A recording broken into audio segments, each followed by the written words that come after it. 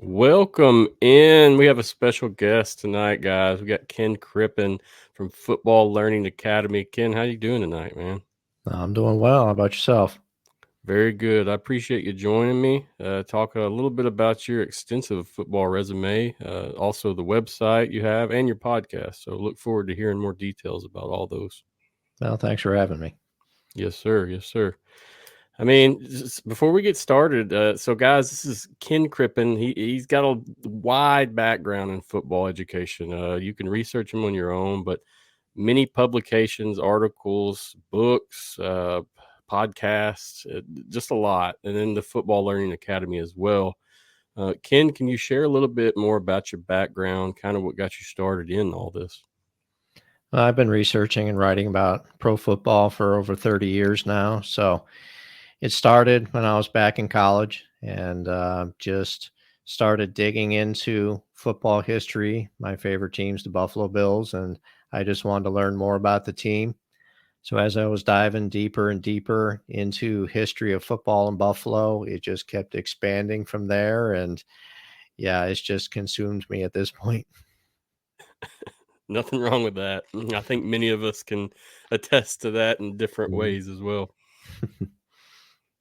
Yeah, so I've been writing articles, writing books. I've been in a leadership position within the Professional Football Researchers Association for over 15 years, and then retired from leadership there. I'm still a member, but retired from leadership there, formed the Football Learning Academy, which is an online school teaching pro football history. Sounds great. And I will pull that up when we get closer to that subject regarding the FLA.com. Just want to talk more about your background, man, because coming through, it seems like you just have so much, like a wealth of knowledge and things that you've done and experiences. So much respect in that nature. Can you tell me, I mean, so you're a big Bills fan. Is that kind of just exploded this interest in doing more researching history? I mean, what was basically your love and drive to pursue this project?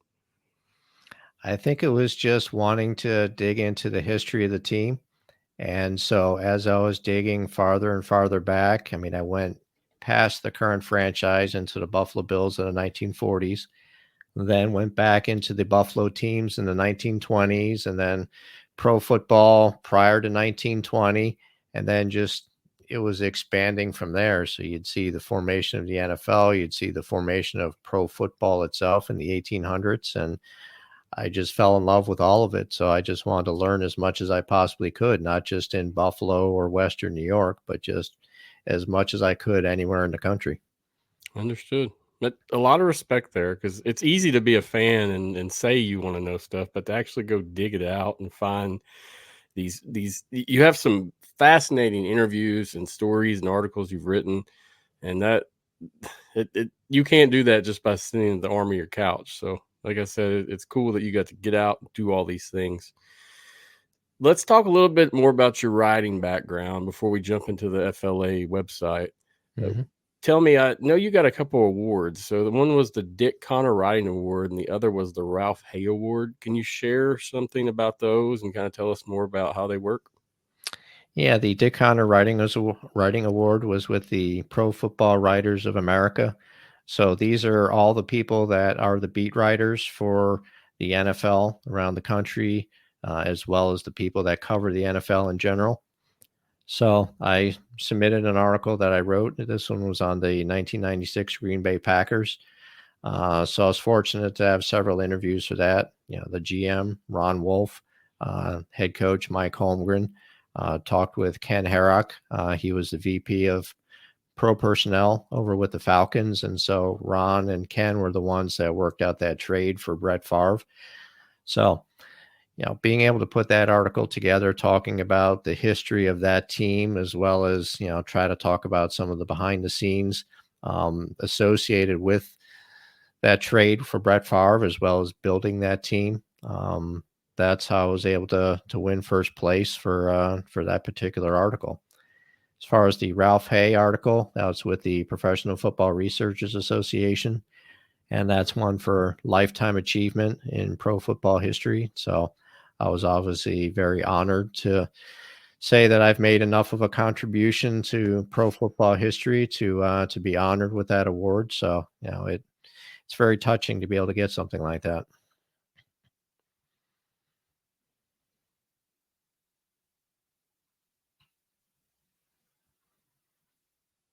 I'm actually not hearing you. Muted myself somehow. My apologies, Ken. I'm glad you called that out.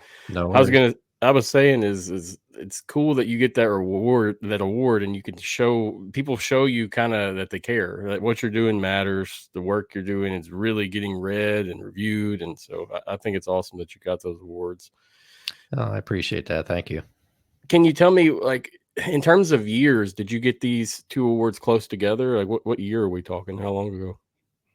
I think it was around 2011, 2012 when I got the Dick Connor Writing Award, and then the PFRA Award. I think I can't remember the year that I got that. It is listed on the PFRA website, but honestly, I don't remember what year it was. No problem, no problem. I was just curious if it was like, 20 years ago or more recent times. Regardless, I'll be trying to find this article now that you did get the initial award for. Mm-hmm. Appreciate it. Yes, sir. Yes, sir. Okay, so let's talk about the Football Learning Academy. And I'm going to let you do your thing, describe it, tell us more about it, and then I'm going to have the website up, kind of showing it off a little bit. All right. Well, Football Learning Academy, like I was mentioning earlier, it's an online school teaching pro football history. So what we're trying to do is be able to put today's game into historical context for our students, as well as be able to raise money to help retired players in need. So you had mentioned about all the interviews that I've done over the years, whether it's for the podcast, whether it's for the FLA. Retired players have been very good to me over those years, whether it's the interviews, whether it's helping me get in touch with teammates or coaches or something like that. And, when you're interviewing them, you hear all the heartbreaking stories as far as, struggling to pay the medical bills, all of the additional surgeries they need. We're there watching them, enjoying them playing football, watching them play football, and to hear about all the struggles that they're going through and forming those personal connections with them. I just thought, how can I not do something to try to help them? So it's one of the reasons why I formed the Football Learning Academy, to try to help raise money to help those players in need. So a portion of all the proceeds that we generate there go to help those retired players. That was one of the most interesting things I found about this project, FLA. What exactly are you doing? I mean, what kind of improvements have you made so far? Well, it's a matter of trying to funnel it to organizations that are set up to be able to give it directly to those players, as well as not have the large overhead associated with some charitable organizations. So being able to funnel that money to those organizations to help those players, that's what we're trying to do, but also try to raise awareness. I mean, we're bringing in people. For example, one of the podcast interviews we had was with Brian Urlacher, Hall of Famer, but he's also on the board of directors of Gridiron Greats. So he came in to talk about what they're doing to be able to help retired players in need and the struggles that they're going through. And, that's one of the organizations we want to partner with to be able to help those players. And at the same time, you've got all these classes, you have all these interviews, there's a lot of stuff at the FLA website, and you're going to enjoy yourself at the same time you're helping these players. Definitely. And I think a lot of people are kind of, when you say help the player, they don't realize that players from the older years, they didn't make millions. They didn't come away with a lot. Things were different back in the day when it comes to football. So it's awesome that you value that and give it back to these guys in whatever way you can, man. Yeah, they had to have day jobs. Football didn't pay a yearly salary for them. So to sit there and get beat up, not be able to get the insurance because of playing football, to have to go through surgery after surgery after surgery. You're talking about all of the cognitive issues that players are going through nowadays. I mean, some of the interviews that I've had were with players that were struggling with, earlier stages of dementia, Alzheimer's, and it's just heartbreaking when you're talking to these players and they're struggling to remember things. And, again, how could I not do something to help them when they've been so great helping me? The both all aspects of this are fantastic, and that historical hearing these guys, their stories, their passions, their problems, their medical issue, all those things are great to document. And that's kind of what let's hop into the podcast a little bit and talk about that. I've seen you do a lot after looking at this podcast. You have so many great guests you've had on, man. I mean, so many. Can you kind of fill in what was your most impactful guest and kind of, I mean, how many interviews have you done at this point? I mean, in my career, I've done hundreds of interviews. As far as the podcast itself is only a year old. We've just gone into our second season. Okay. So, but, I've been interviewing people for decades now. And with the podcast, some of them are current interviews, some of them are archival interviews. So, a lot of these players have already passed away, but yet I didn't want to lose that firsthand information from these players. I wanted to make sure that I was able to get it out there. So, you've got people like Gino Marchetti. That was our first podcast episode. Actually, the first two, we did it as a two-parter. Hall of Famer Gino Marchetti, one of the best defensive linemen of all time. So we have that interview there. The most recent one we had was ESPN's Chris Berman. So that was a great interview. We're talking about behind the scenes at the Pro Football Hall of Fame induction ceremonies, which are coming up. And we also talked American Football League. This is something that he was very passionate about because he grew up near Shea Stadium. And so we're talking about his experiences watching AFL games, and, got the Swami to give me ideas of what he thinks for the upcoming season. So you have to listen to the episode to see what Swami has to say. But a lot of fun doing that interview. A lot of fun interviewing. We had Hall of Famer Ron Mix a few episodes ago. We had Brian Urlacher, like I had mentioned. We had John Hanna in there, all Hall of Famers. You've got Daryl LaMonica, the Mad Bomber with the Oakland Raiders. Prior to that is with the Buffalo Bills. J.J. Burden, Ben Troop. You want to listen to somebody that is truly making an impact, listen to the Ben Troop episode. You'll hear somebody that is truly giving of himself back to his community. And so I want to be able to feature players like that. I want to be able to, as I like to say, kind of get under the helmet. I don't want to just say, okay, well, you did this on the field, you did that on the field. You're going to see a lot of that out there. I want to find out about the people themselves, what drives them, what motivates them, what makes them the person that they are. And that Ben Troop episode was just amazing talking to him. I've got a couple of other Ben Troop interviews on the FLA website itself. We have an initial interview with him. We had a live Q&A with him. And then now we also have the podcast interview with him. So I highly encourage everybody to definitely check that out. But lots of great guests. I've had a lot of fun doing the interviews for the podcast. Had a lot of fun doing interviews over the years. You'll see a lot of those interviews over at the FLA website. You've got Hall of Fame coach Don Shula, you got Mercury Morris. You want to learn about the 72 Dolphins. Those are two great interviews for you.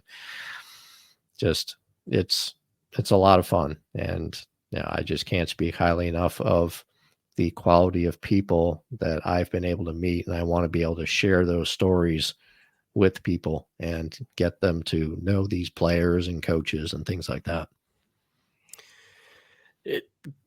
Coming from my end of things, that's why I'm liking your content so far. I'm a big fan of the long form discussion. It's easy to sit down and do a 5-minute quick hit interview, but when you actually sit down and can ask someone questions and hear how they respond back, things are a little different, in my opinion.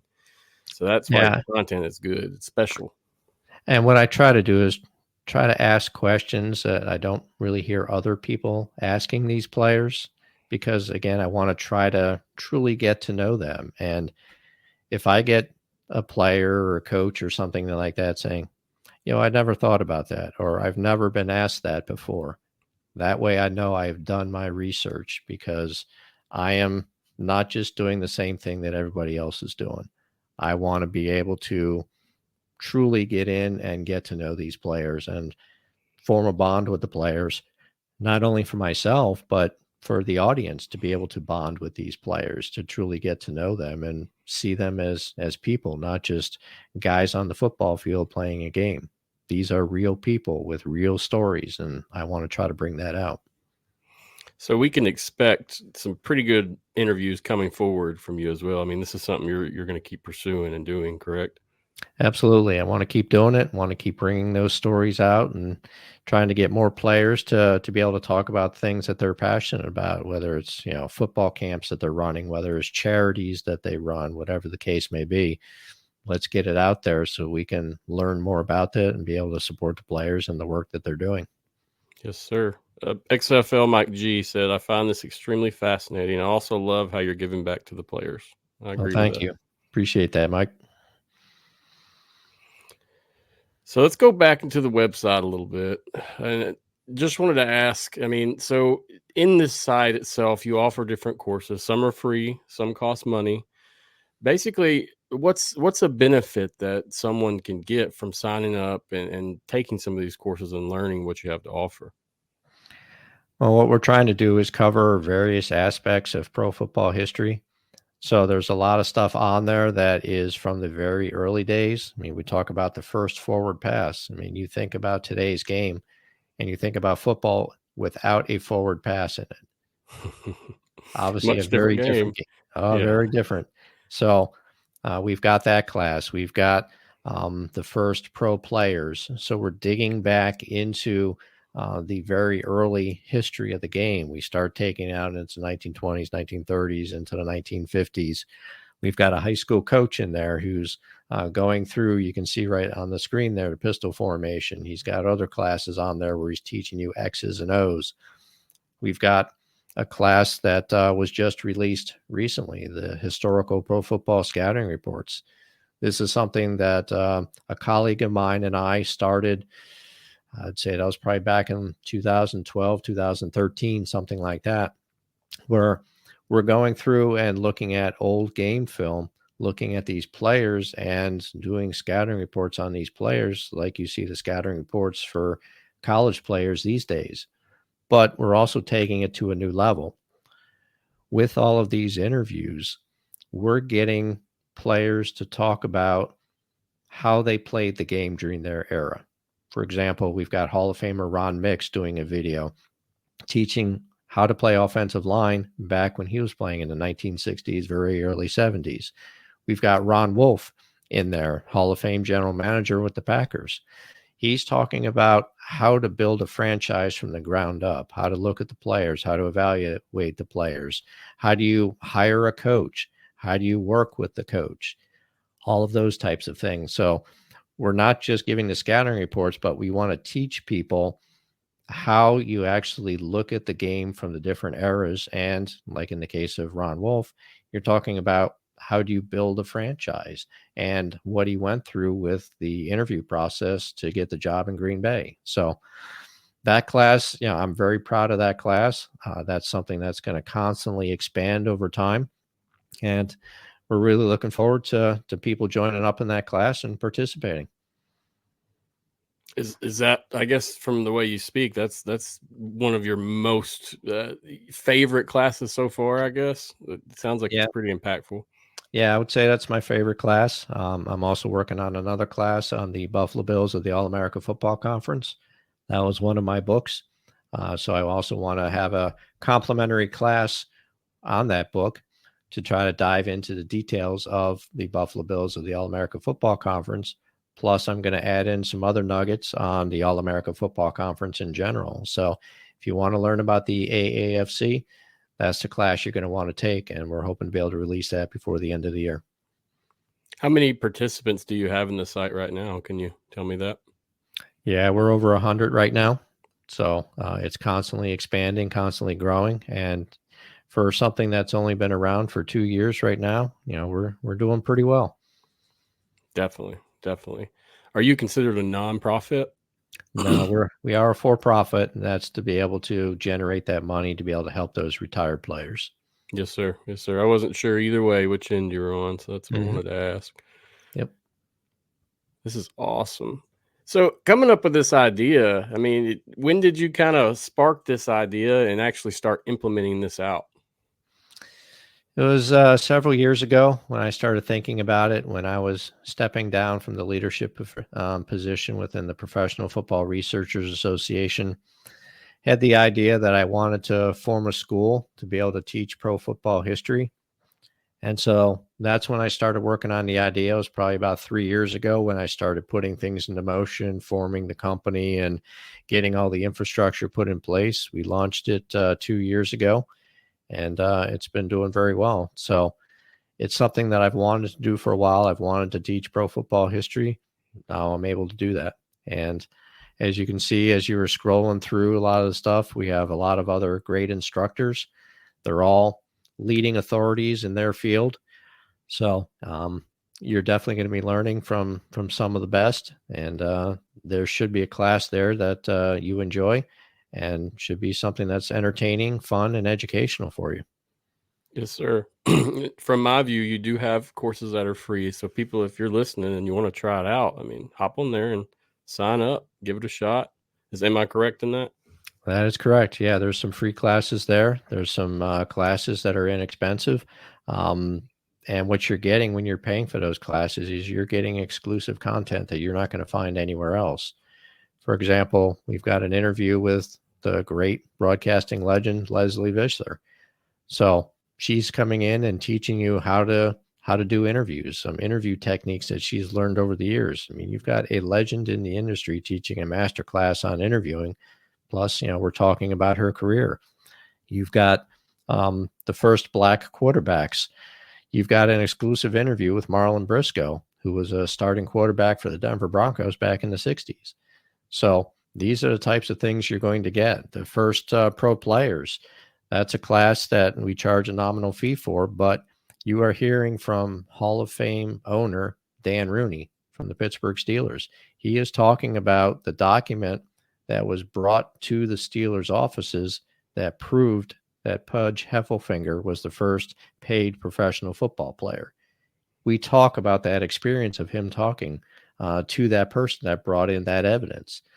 So, I mean, these are things that you're not going to find anywhere else. And so that's why I'm pretty proud of what we've been able to do so far with the FLA.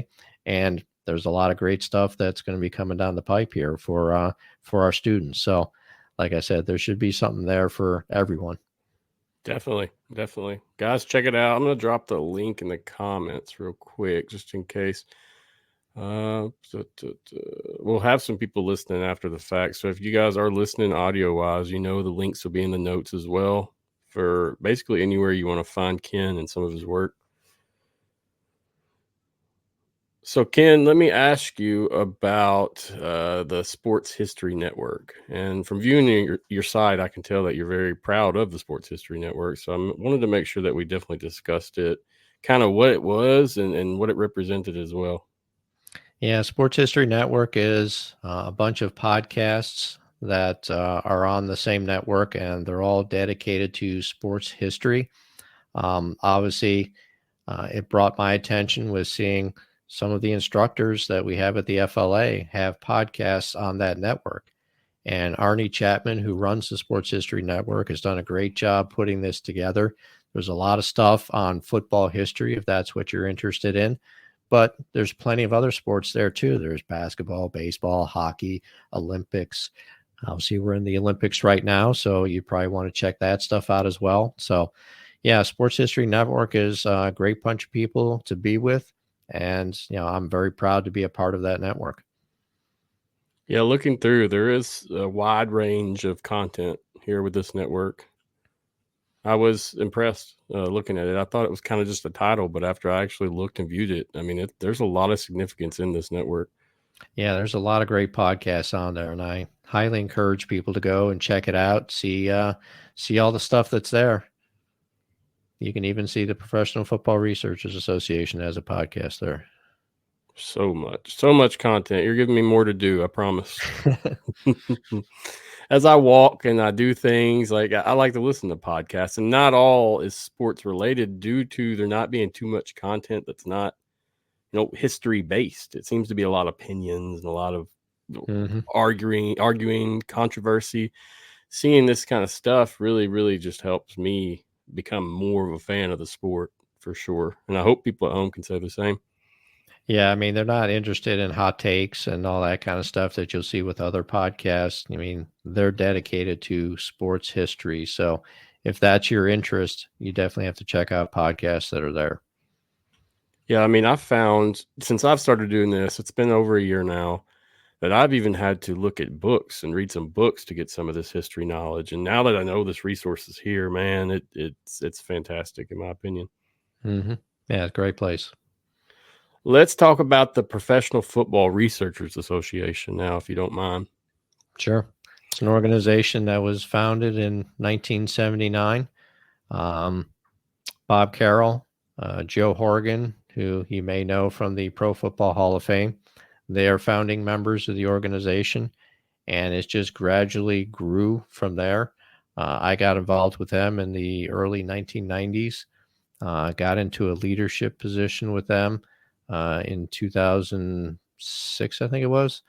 And then it just kind of grew from there. But this is probably the definitive source of pro football history that you are going to find anywhere. Any of the books that you see on the shelves, chances are they were either written by a member of the PFRA, or you look through the bibliography and it's going to be filled with people who are members of the PFRA as sources for these books that are out there. You see the stuff that's coming up now. These are the greatest teams series that the PFRA has been working on. So it's a collaborative effort with a lot of PFRA members putting this together. You can actually see the All America Football Conference book that I was co-managing editor of that one. I was a contributor on the 66 Packers book. I was the managing editor on the early history of professional football book that you see there. So there's a lot of great stuff there, and I was very fortunate and privileged to be a part of several of those books that you see listed there, as well as writing a ton of articles for their magazine, The Coffin Corner. So it is an absolutely great organization, and if you want to learn football history, these are the people that you want to talk to. A lot of the stuff that you see out there, like I said, comes from the Professional Football Researchers Association, especially a lot of the early stuff. That's all stuff done by Bob Carroll, Joe Horgan, Bob Runmart. A lot of the people that were founding members of the organization are the reason why we know this early history of pro football, because of all the work that they've done diving through old newspaper articles and doing research and stuff like that. Very, very, very impressive, Ken. The more, like I said, the more I looked at this today, the more I realized that I have unlocked new content in my mental stream. It's just awesome to see that this is already here. When I started all this, it was really to bring, I guess, awareness to like the spring football leagues, and Mhm. it's definitely expanded and evolved since then. And it's awesome to see a group of whoever, doing these things and keeping up with this stuff, especially when I'm sure some of it you don't get paid for some of this. This is something you're doing for the love. It's all volunteer. Yeah, we Yep. don't get paid for any of it. Even if you're writing books, you're not making money off of it, because there's not a lot of money to be made in writing about pro football history. You do it because you absolutely love it. And you've got an organization like the PFRA. When I was running it, there was over 400 people in 10 Wow. countries in the Wow. membership. They're now over 500. Not sure exactly where they're at this point, but yeah, they just keep growing, and it just keeps getting better and better over there. And we're doing the same at the FLA, where we keep growing and getting better, and hope everybody enjoys all the content that we have at both of those sites. Yes, sir. I've shared links, and like I said, if you're listening to this now or after the fact, I'll have all the links to find Ken and these websites in the notes. So guys or girls at home, if you're listening, just check the notes. We'll have them ready. Uh, Ken, let me ask you a question. This is kind of offhand, but you personally, seeing different spring leagues and different smaller leagues pop up over the years, what's your opinion on the UFL or spring football at this point? I mean, I definitely think there's a place for it, especially when you're looking at trying to develop players and giving them an opportunity to try to be able to make NFL squads, CFL squads, things like that. I love seeing it, and I think it's great that you've got these other leagues out there trying to make a name for themselves and trying to have a platform for a lot of these players that may not have had as much of a shot to get into the NFL, but still feel like they can contribute and want to be able to prove themselves. Definitely, definitely. And I just had to ask your opinion because Mhm. that's my baby when it comes to things. I really value that. That's kind of what sparked everything in my end of things, like I said. But coming from this rich history of football, it's good that someone of your nature sees the same thing that most everyone else does. That's kind of why I wanted to just ask you. It's Yeah, and we actually have a class at the FLA on the first USFL in the 1940s. Oh, So if that's you're awesome. interested in seeing that, then that class is there for you. So we definitely look at other leagues at the FLA, and we definitely support them and appreciate them. That's awesome. Seriously, I didn't see that one, but let me write that down. Yep. And Red Grange was involved in that league too. So you got to check out the class to see how he was involved. Definitely, we'll check it out, Ken. I appreciate that. Hmm. I guess, I mean, we've covered most everything. Is there anything you wanted to share regarding the site, the podcast, your books, anything that I haven't hit or we haven't discussed yet? Yeah, I mean, I've got an appearance at the Buffalo History Museum coming up September 4th. I will be talking about the original Buffalo Bills in the 1940s. So anybody who's in the Buffalo area, make sure you come out to that 6 o'clock, like I said, at the Buffalo History Museum. We will have a complimentary class that goes along with that speech, along with the book that I wrote on the original Buffalo Bills. Hopefully by the end of the year, you'll have that. But yeah, stay tuned to everything that we're doing at the Football Learning Academy. We got some great classes coming up. There's some stuff that's in the works right now, and podcast episodes. I've got a special one that I'm trying to put together right now for the beginning of the football season that I hope people are going to enjoy. It's awesome, Ken. Keep up the work, my friend. It seems like, man, looking into the future, I hope that I can be as seasoned as you. I I really appreciate do. that. I told you that yesterday when we met up, but it's almost like looking in the future, kind of in terms of the podcasting, the documentation. And I'm not as much of a writer as I am anything else, but as you know, the podcast stuff is kind of becoming the future of sports media, in my opinion. Yeah, I mean, you can just with a Zoom connection or a StreamYard or Riverside FM or whatever you want to use, as long as you've got a connection, you can put together a podcast, whether it's just you talking about something that's important to you, whether you bring in friends, talk about stuff, whether you bring in other guests, whatever, platform you want to be able to use. It's a very easy way to get into things and get your thoughts out there, get any research you're doing, get that out there.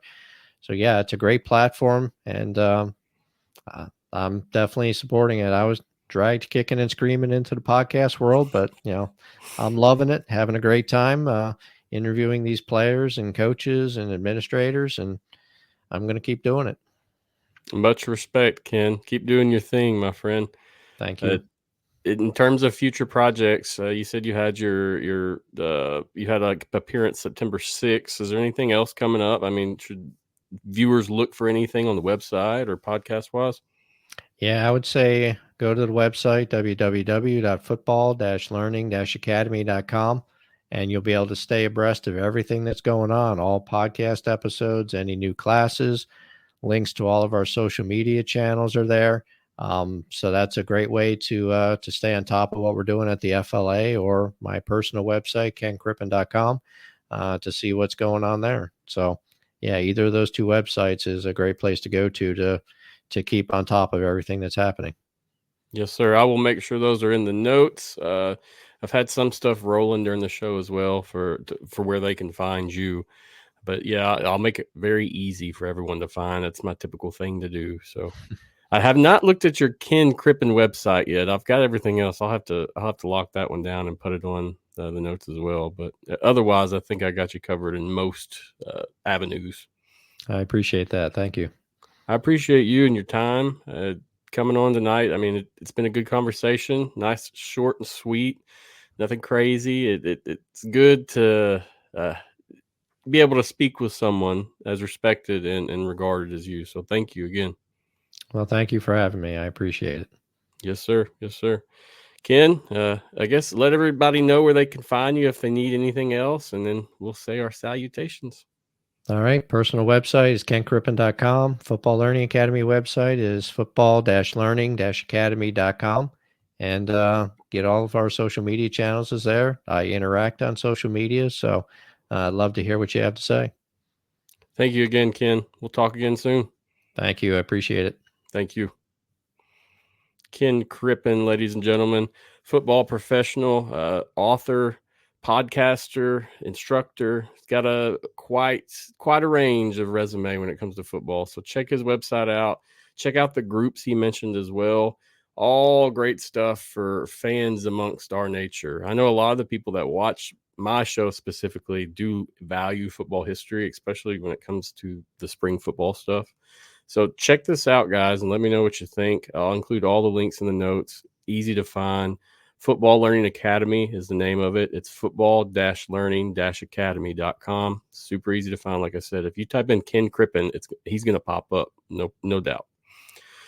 As far as me, guys, I don't have another show planned for now. We'll see what happens next week and see what I get lined up. As I said last week when I did the UFL Insiders, I'm not going to have shows unless it's worth having. Don't want to be redundant in anything. And as far as UFL goes, there's not as much happening, with exception to UFL to NFL signing. So check for another show when some major news drops or developments. Thank you again, Ken, for coming on. Guys, if you want to find him, I'll make sure to include it in the notes. So check that out once again. Do me a favor, like, share, follow him, and like, share, and follow me as well. If you watch the show live, greatly appreciate it. Thank you. If you're watching it after the fact, thank you as well. I always appreciate the support. And it makes a big difference to content creators like myself and Ken when it comes to these things. So thank you guys that do support what we do and what he does specifically. Thanks to UFL and the UFL board. I always say it just because it's a lot of my identity here and it's how I got started. So thank you, UFL board, especially for what they do and kind of helping spread our content around. It's a good partner. I think that's it, guys. I tell you what, check social media. That's where we'll drop the promo before the next interview. Gonna shoot to have something within the next couple weeks. So just stay on the horn, watch out, and we'll get some more folks on here. Last year, I definitely feel like I did too much. So kind of just taking my time this year and inching along. So anyway, it's greatly appreciated if you watch the show. Thank you again. I look forward to the next time we meet up. If you need anything, shoot me a message, and I will attempt to answer you as fast as possible. Thank you again, guys, for watching. I'm Matthew Tyler, and that's it for me as soon as I find the correct video. Peace out. Go hard, go home, go hard, go hard, go home, go hard, go hard, go home, touchdown like an end zone. When the circle turn to my home, can't get me out of my zone. Go hard.